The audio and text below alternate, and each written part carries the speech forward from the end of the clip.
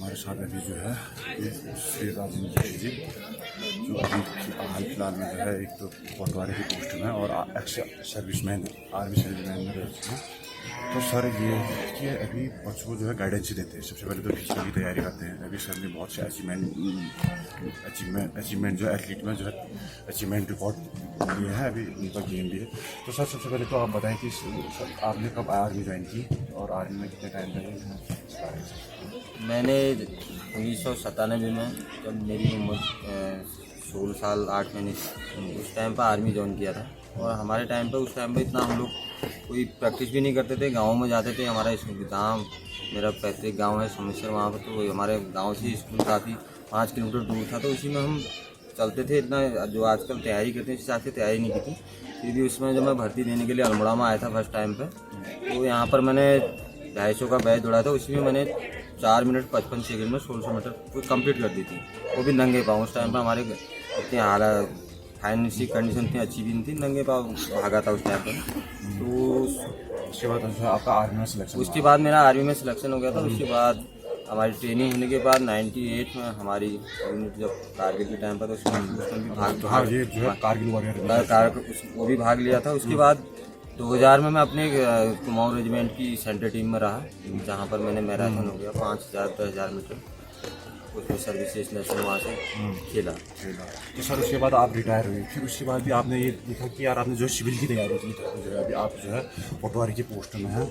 तो सर कैसे संभव हो सकेगा कि आपने की तैयारी जो जैसे कि यहाँ पे जितने भी कैंडिडेट वगैरह हैं कि वो इतना जो है आर्मी में जाने के बाद भी आपने तैयारी की, और यहाँ पे जो है जो सिंगल बंदा रहता है तो वो इस हिसाब से भी तैयारी नहीं कर पाता। आपने तैयारी के बारे में बताइए। मैंने उसके बाद जब मैं 2014 में जब आर्मी से आया, तो उसके बाद मैं पुणे में था वहीं पर। तो वहीं पर फैमिली तो मैं पुणे में रह के मैंने 2-3 साल कोचिंग की, और यहाँ तक कि मैंने मैथ्स और रीजनिंग को सीखने के लिए जो हमारे नीचे में कोई भोपाल, वहाँ पर हिंदी पढ़ाने वाला कोई मिलता नहीं था, तो भोपाल के लोग रहते थे वहाँ पर, कोई नीचे रहते थे, तो उनसे मैंने और रीजनिंग की 2 घंटा कोचिंग ली। उसके अलावा मैं यहाँ की तैयारी में आने के लिए मैंने कम से कम सवेरे मैं 3 बजे उठ जाता था। 3 से 6 बजे तक मैं पढ़ाई करता था, और 6 से 8 तक फिर मैं रनिंग करता था। और उसके बाद फिर दिन में फिर मैं 2 घंटा फिर और रीजनिंग मैच बनाता था, और शाम को मैं 2 घंटा, कुल मिला के मैंने 7-8 घंटा पर डे की तैयारी की। उसके अलावा रनिंग भी पुणे में रहते हुए मैंने काफ़ी ज़्यादा, वहाँ पर मैराथन होती थी, मैराथन में भी पार्टिसिपेट किया।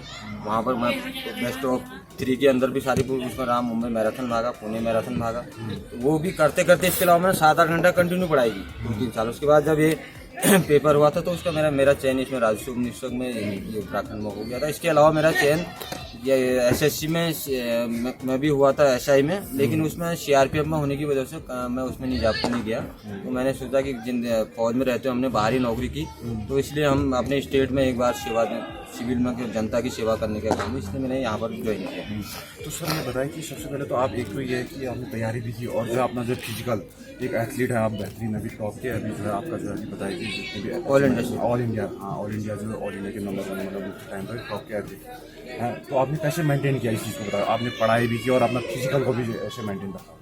ये चीज़ जब मैं आर्मी में था, जब हम अपनी सेंट्रल टीम के अंदर हुआ करता था, तब से मेरे दौड़ने का तभी फौज में रहने की बात है, तो उसको मैंने कभी छोड़ा नहीं। तो जब मैं फौज से आ भी गया तब भी मैं लगातार उस रेगुलर रनिंग करता ही था, 2-2 3-3 घंटा। उसमें फुल मैराथन भी भागी मैंने, हाफ भी भागी। तो उसके लिए मैं हार्ड वर्क पढ़ाई के साथ साथ वो भी कंटिन्यू करता रहता था।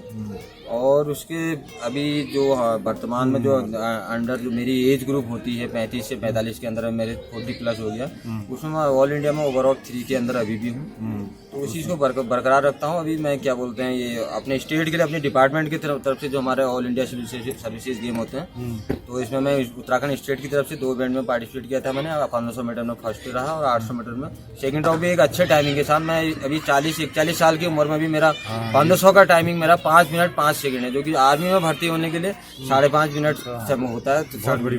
और 800 मीटर भी मैंने 2 मिनट 28 सेकंड में लगा था। अभी मेरा क्या नेशनल में हरियाणा में जो आयोजित हुआ ऑल इंडिया के लिए, उसमें मैं अभी 28-29-30 को उसमें पार्टिसिपेट कर रहा हूँ। तो सर जैसे कि आपने देखे इतने युवा लोग हैं आज के टाइम पे, क्या है कि जो सर देखे ना अच्छी खासी इनके साथ दौड़े हैं, तो मैंने तो देखा इससे पहले मैं अभी तैयारी कर रहा था, फिजिकल फिटनेस देख रहा था, तो सर यहाँ पे और अपनी सर्विसेज भी दे रहे हैं, तैयारी भी देख रहे हैं। तो जो एथलीट है आज के टाइम पे उनको क्या कहना चाहिए, कैसे प्रेरणा की शुरू, क्योंकि आपने जो है पढ़ाई के साथ साथ जो फिजिकल वो भी कैसे मेंटेन रखें, उनके बारे में वो बताइए सर। किसी भी एथलीट के लिए सबसे ज़रूरी है कि वो अपना सबसे पहले एक आदमी का ये होता है कि आदमी का फोकस होना चाहिए। एक दौड़ने से ही कुछ नहीं होता, आदमी का किसी भी चीज़ के लिए, चाहे हम अगर हमको जॉब हासिल करनी है तो सबसे पहले हमारा फोकस होना चाहिए, उसके लिए हमको कुछ भी करना पड़े।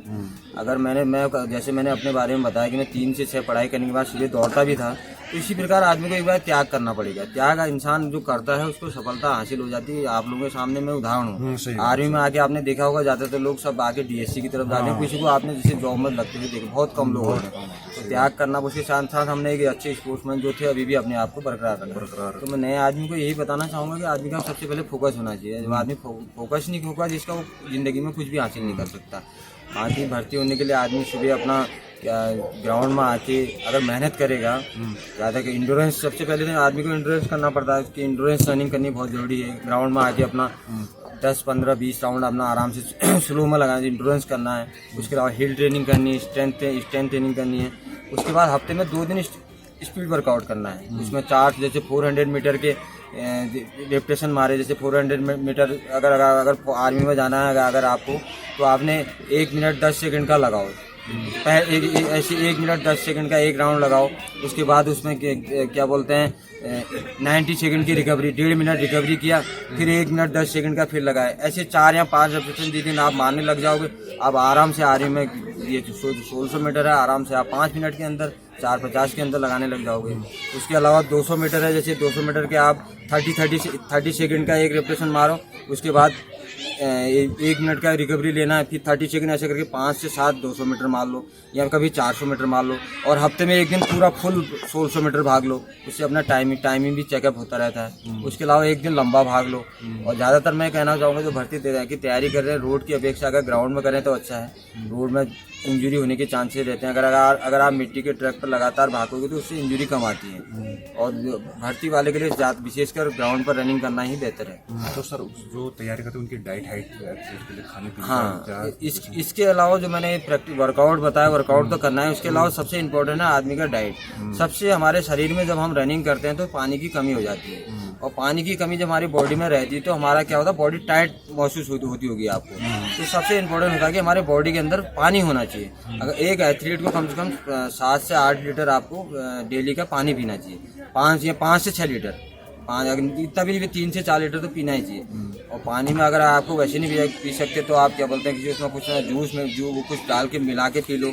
यहाँ इलेक्ट्रॉल आता है, इलेक्ट्रॉल का पानी पी सकते हो, वही बेहतर रहता है। तो पानी जितना शरीर में होगा उतना हमारी बॉडी कम थकेगी और उतना आप अच्छा भाग पाओगे। पानी उसके खाने में बताऊँगा, उसके अलावा खाने में आप केले खा सकते हो। उसके अलावा आप जूस में सबसे अच्छा बेटर है कि मौसमी का जूस पी सकते हैं हमारे, मौसमी का जूस है, अनार है, ये चीज़ें भी बहुत ज़रूरी हैं। और एक बीट रूट आता है जो हमारा शरीर में, जिससे क्या बोलते हैं सबसे ज़्यादा हीमोग्लोबिन बढ़ता है। बीट रूट जो चुकंदर रेड कलर का होता है, उसको अगर आप सलाद के रूप में ज़्यादा, यहाँ जूस नहीं मिलता तो सलाद के रूप में अगर आप उसको ज़्यादा खाएंगे तो सबसे बेहतर हुआ है। उससे जितना हमारे शरीर में हीमोग्लोबिन की मात्रा अच्छी होगी उतना हम अच्छा रनिंग कर सकते हैं, सांस कम फूलेगी आपकी। और एक चीज़ और है अगर आपको सांस किसी की ज़्यादा फूलती है तो आप सुबह जब रनिंग करके आते हैं या रनिंग करने से पहले अगर घर से आ रहे हैं तो हल्का सा 1 चम्मच में शहद लेके उसको थोड़ा सा शहद पी गर्म गुनगुने पानी से निकल रहा है। यहाँ पर अगर जो ज़्यादा मोटा है उसके लिए बेहतर बताऊँगा, ग्राउंड में रनिंग करने का जिसको अपना वेट कम करना है, वो यहाँ से जाते ही 2 चम्मच शहद डाले, उसमें 1 नींबू निचोड़ ले, 2 गिलास गुनगुने पानी के साथ खाली पेट पिए। उसके बाद ब्रेकफास्ट आधे घंटे बाद करें। उसका जैसे उसका फैट लॉस होगा तो उसकी रनिंग ऑटोमेटिकली ठीक हो जाती है। और शहद सबसे ज़्यादा ये सांस फूलने में मदद करता है। और बाकी मैंने केले बताए, मौसमी का जूस हो गया, बीट रूट हो गया, सलाद जितना से ज़्यादा खाएंगे उतना और अच्छा है। और बाकी तो सर आप ये बताइए कि सर आप यहाँ पे जो है जितने बच्चों को आपने जो फ्री ऑफ कॉस्ट जो गाइडेंस दे रहे हैं, कोचिंग दे रहे हैं कि तैयारी कर रहे हैं, जो है आपके अंडर में चल रहे हैं। तो सर हाँ, इस बारे में बताइए अभी कि आपके अंडर अभी अभी कैंडिडेट्स हैं। जितने भी बच्चे आते हैं यहाँ पर, मैं जब से यहाँ जमा करा था काफ़ी लोग भर्ती हो गए, कितने लोग यहाँ से चले गए। तो जितना टाइम मिलता है मैं लोगों को बताते रहता हूँ, अपने कहने जितना कोशिश हो सकती है तो उतना सहयोग हम देते रहते हैं। बाकी आदमी के डिपेंड करता है कि आदमी कितनी मेहनत करता है, उस पर आधारित है। तो दोस्तों जितने भी आप लोग देख रहे हैं, जितने भी यूजर जितने भी तैयारी करते हैं, या चाहे आप जो है कंपटीशन एग्जाम की तैयारी कर रहे हैं या आप रनिंग की तैयारी कर रहे हैं, तो इधर पर एग्जाम्पल है हमारे जो श्री राजेंद्र जोशी जी। पहले उन्होंने आर्मी में सेवाएं दी चुकी, उसके बाद आने के बाद जो है सिविल की तैयारी की और पटवारी में हुआ। अभी सर आदमी का फोकस होना चाहिए। एजुकेशन में भी ये होता है, जब तक आदमी पढ़ाई नहीं करेगा तब तक कुछ हो नहीं सकता। आजकल कंपटीशन बहुत हार्ड है, आपको दौड़ने के साथ साथ अपनी किताबों की तरफ भी हमेशा ध्यान देना पड़ेगा। कोई भी एथलीट यहाँ पर आए, ये नहीं हो सकता कि अगर तुम एक ही चीज में अच्छे हो, अगर आपका फिजिकल अच्छा है, आपकी नौकरी लग जाएगी, ये बहुत असंभव है। आपको अपना फिजिकल के साथ साथ आपको बहुत जरूरी है कि अपने किताबें भी जरूर पढ़नी पड़ेंगी। कम से कम एक नॉर्मल आप पुलिस की परीक्षा भी दे रहे हैं तो मेरे हिसाब से एक दिन का 4 घंटा आपको पढ़ना बहुत जरूरी है। उसमें अगर पढ़ाई करने का तरीका अगर करें तो आप 1 घंटा हिंदी पढ़ लें, 1 घंटा उत्तराखंड पढ़ लें, 1 घंटा वैसे जीएस पढ़ लें, 1 घंटा करंट देख लें, और 1 घंटे में थोड़ा हल्का रीजनिंग या मैथ जो भी वो बना लें। इस हिसाब से अगर आप पार्ट बाई पार्ट ऐसे करोगे, 4 घंटे में अपना पढ़ाई को बांटोगे तो आपके लिए बेहतर। 1 घंटे में आज आपने उत्तराखंड का चलो 4 ही पेज पढ़े, कोई बात नहीं, उससे आगे ऐसे बढ़ते जाओ। उसी प्रकार फिर अगले 1 घंटे में हिंदी पढ़ लो। जब आपका फिर अगर आपका मन नहीं लग रहा है कि एकदम सीरियस, ये चीज़ें जो पढ़ाई वाले हैं उनको सीरियस, जब आपका मूड फ्रेश होता है उसमें पढ़ाई करना। उसे अगर आपको लगता है कि अभी मूड वैसा बन रहा तो उसमें मैथ से रीडिंग करो, थोड़ा एक सवाल बनाओ, उसके बाद उठ के थोड़ा अपना घूम फिर लिया, तो मैथ से रीडिंग इस टाइप से। लेकिन जब आपको फोकस एकदम वो हो रहा है उस टाइम पर आपको सब्जेक्ट जो याद करने वाले सब्जेक्ट उनको उसमें फोकस देना, चाहे हिंदी हो चाहे जीएस हो, उसमें पढ़ना है। बाकी मैथ से रीडिंग खाली टाइम में जब आपको लगता है थोड़ा आधा घंटा मैथ से 2-3 सवाल बनाए, उसके बाद थोड़ा रिलैक्स हो गया, उठ गया, और जब पढ़ाई वाले सब्जेक्ट पढ़े उसमें 1 घंटा पढ़ना था, सीरियसली वही पढ़ना है। और ये सोचना है कि मुझे याद हो रहा है, ये नहीं सोचना कि याद हो या मत हो, लेकिन आपने किताब एक टारगेट रहना कि इस किताब को मैंने पूरा पढ़ना है, इसका एक भी पार्ट नहीं छोड़ूंगा मैं। एक बार पूरी किताब पढ़नी है डीपली, उसके बाद फिर उसके आप शॉर्ट क्वेश्चन जो है उनको बिना उसमें हल किए उसको अपने मन से हल करो, और उसमें टिक मत लगाओ, अपने मन से उसको हल करो। क्वेश्चन देखो, अपना दिमाग लगाओ उसमें, इसका कौन सा आंसर हो सकता है। इस टाइप से आपको तैयारी करनी चाहिए। तो सर यहाँ पर आपने इतना अपना फीडबैक दिया, कीमती समय दिया, इसलिए सर आपका तहे दिल से धन्यवाद। क्योंकि ये वीडियो जो है जितने भी देखने तैयारी करने वाले बच्चे हो, चाहे एथलीट हो या कॉम्पिटिटिव एग्जाम की तैयारी करते हैं, तो उनके लिए बहुत फायदेमंद रहेगा। सर आपका तहे दिल से धन्यवाद सर। धन्यवाद। और भी किसी को आवश्यकता होगी मैं बीच में फिर आपको दे दूंगा, अगर किसी को किसी भी प्रकार का गाइडेंस हो, चाहे कंपटीशन के लिए हो, चाहे गेम के संबंधित हो, चाहे भर्ती के संबंध में, ये आप लोगों के सामने मैं जीता ज्यादा उदाहरण हो, तो वैसे मेरे को कोई प्रॉब्लम नहीं, किसी की हेल्प करना कोई गलत बात नहीं। तो जैसा कि देख रहे हैं, मोटिवेशन जो है, प्रेरणा स्रोत हमारे सर यहाँ पे श्री राजेंद्र सर जी का एक बार धन्यवाद सर।